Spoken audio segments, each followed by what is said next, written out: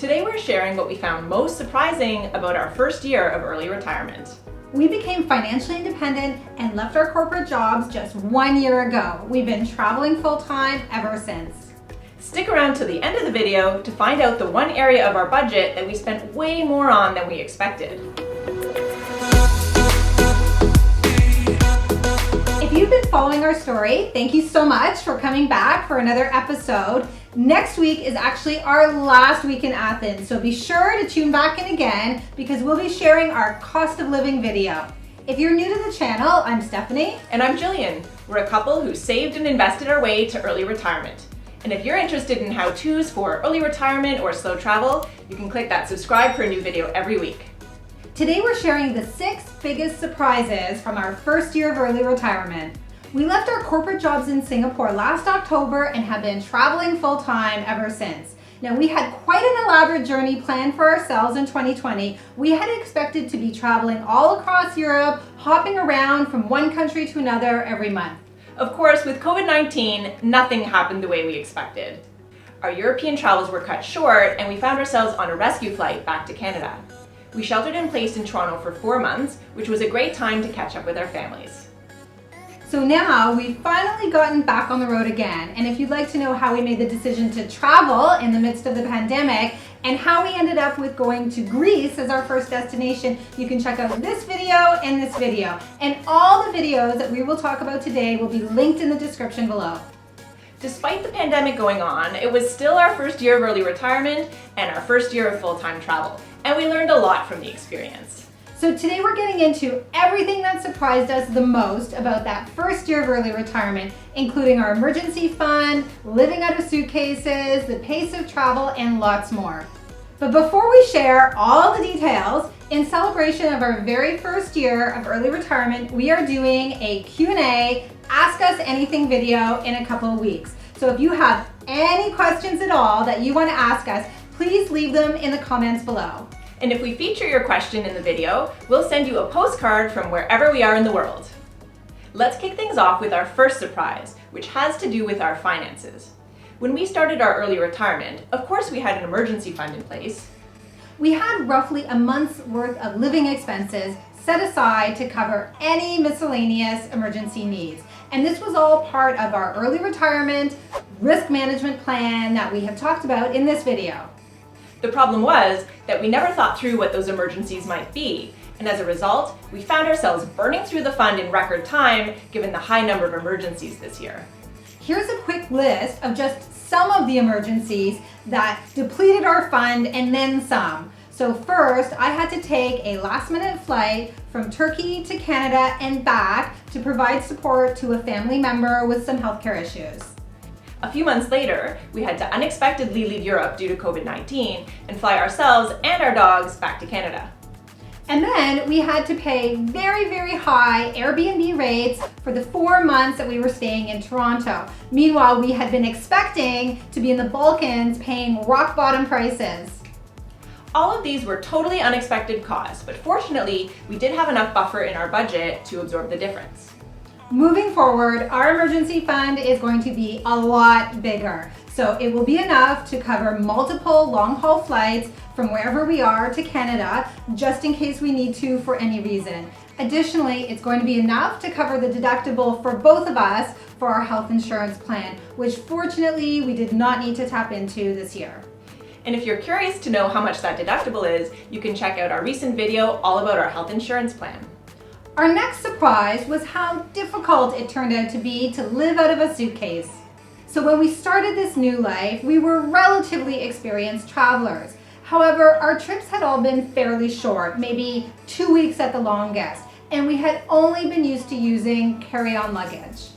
We had zero experience with long-term travel and trying to fit all of our worldly possessions into a couple of suitcases. All this to say, when we left Singapore in October, we were carrying way too much stuff.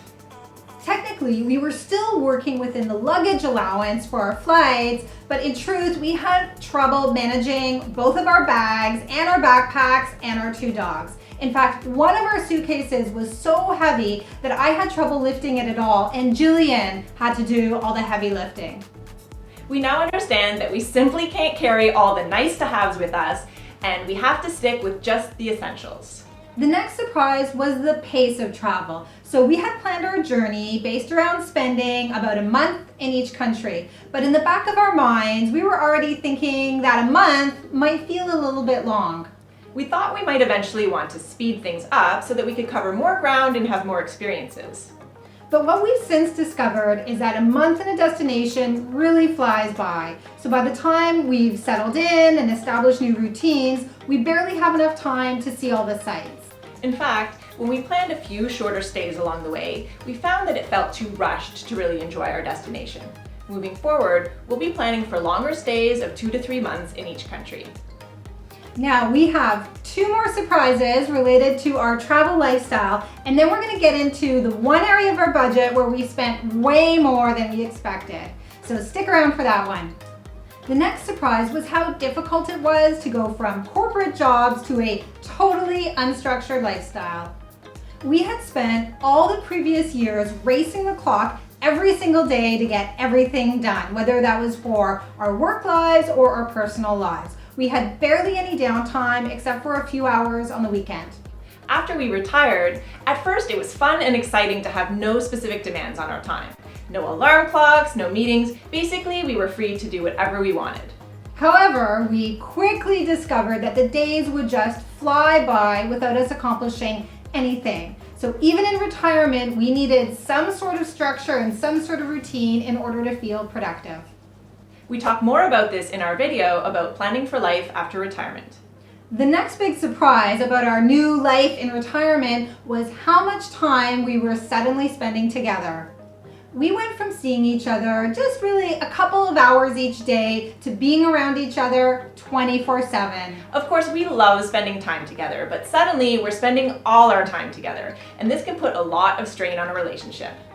Over the course of the past year, we have really learned the importance of communication, particularly communicating expectations about the day ahead. So we've just found that everything goes much more smoothly when each person knows what the other person is expecting. We've also discovered that it's extremely important to schedule time apart. We enjoy our time together more when we make time to pursue our own separate interests. Now let's talk about the biggest surprise from the past year, which affected our budget. And that is that we really underestimated how much we would end up spending on our Airbnbs. We started our journey with an unrealistic budget equivalent to $900 per month for rent. Thinking back to how we came up with that number, we had checked out Airbnb costs in some of the countries we'd be visiting and assumed it was a workable budget. What we have discovered is that accommodations is one area of our budget where we would prefer to spend more and get something a little bit better. Sure, we could rent an apartment for $900 in many countries, but in some of those countries, that $900 may not go very far by way of amenities. There are certain things that we're willing to pay a bit more for, whether it be spaciousness, a central location, a well-equipped kitchen, or the overall ambiance. Our new target budget is now $1,100, but we would be willing to pay even more for a place that's more suitable for us. Because wherever we are, that apartment becomes our sanctuary, and we want it to be a very comfortable home. For example, in Florence, we paid almost $1,300 for a traditional top-floor apartment with beautiful views across the terracotta roofs. For us, this was money well spent. If you found this video helpful, we recommend watching this one right here. It's all about the lessons we learned from our first 6 months of travel. You can go ahead and click on it now. If you enjoyed this video, it would help us out if you hit that like button, and don't forget to subscribe for a new video every week. Thank you so much for watching to the end, and we'll see you back next time.